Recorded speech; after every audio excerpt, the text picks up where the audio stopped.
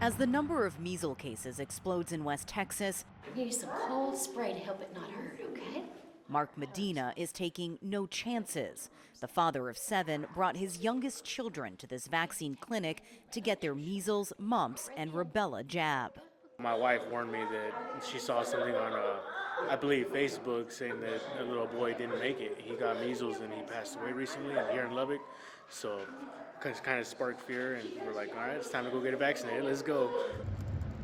Nearly 230 measles cases have been confirmed in Texas and neighboring New Mexico among unvaccinated individuals. 2 people have died, including a 6-year-old who officials say had no underlying conditions. It was the first measles-related death in the U.S. in a decade. There are pockets of our population that are hesitant toward vaccination. And so we have seen some of those people, realize that this threat kind of is more imminent and have made that decision to vaccinate. Demand for the jab has spiked, with reports that some pharmacies are now struggling to get enough doses. I spoke to this Walgreens here behind me, and they said they do have the vaccine in stock, but that it had been running low. The Guardian newspaper has also reported that pharmacies across Austin and in West Texas, where this outbreak is concentrated, are running up against supply issues, and that some pharmacies are now limiting the jab to the most vulnerable groups.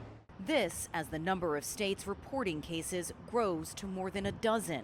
Public health officials in Maryland confirmed their first case on Sunday in an individual who had recently traveled abroad.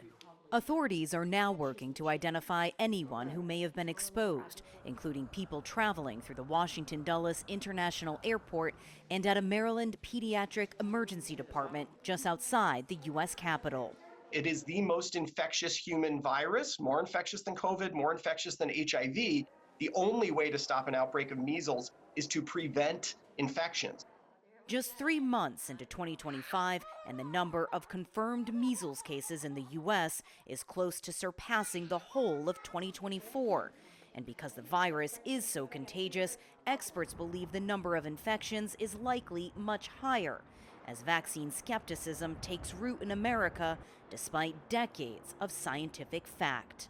Toni Waterman, CGTN, Austin, Texas.